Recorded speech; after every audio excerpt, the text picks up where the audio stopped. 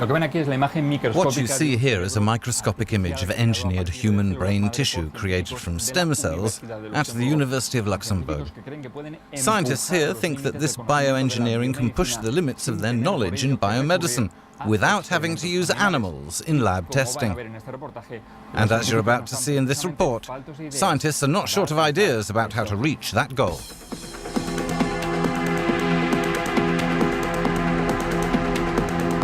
Researchers here are growing bioartificial mini-brains with a mission.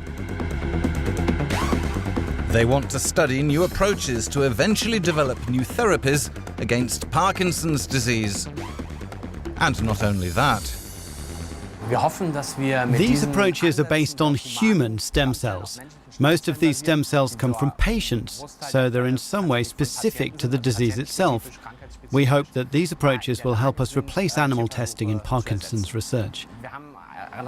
We have some evidence that these systems represent the pathological process in a more realistic way than animal models do. So we think that we can indeed replace animal experiments with our approach.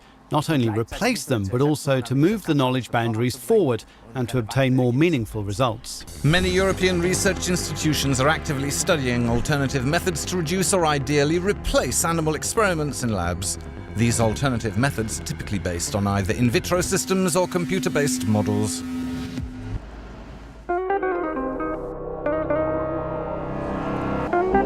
It's here in Ispra, Italy, where these budding alternative methods are validated with an eye on human safety. Scientists here, for instance, have confirmed that in vitro brain cells are indeed sensitive to toxic substances. These experiments allow us to understand how these brain cells work and how neurons express their electric activity. It's also possible to measure the effect that toxic substances like pesticides, environmental polluting substances and herbicides have on neurons' electrical activity. These systems, based on human cells, allow us to understand in vitro how all these mechanisms work, providing an alternative model to animal testing in the neurotoxicology field. The EU's Joint Research Centre also promotes and guides the development of new animal-free tests, facilitates their uptake and provides databases. What's very important is, of course, the dialogue between the different parties, that there's a good discussion together about how we can ensure quality, how we can ensure reliability and robustness without blocking innovation. Back in Luxembourg, scientists at this lab are using bioartificial human skin to study the eventual irritation effects of new cosmetics. Some of these experiments used to be done on rabbits.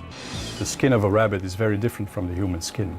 And since we now are capable of mimicking skin by reproducing it in the laboratory, it's much more relevant. I mean, it's real human skin. Having done validation studies, comparing data from the animal with this model, it makes total sense, and it's much more reliable, much more reproducible, and probably less expensive. Stricter legislation and changing social attitudes towards the use of lab animals is creating a clear demand for faster, safer, reliable and affordable alternatives.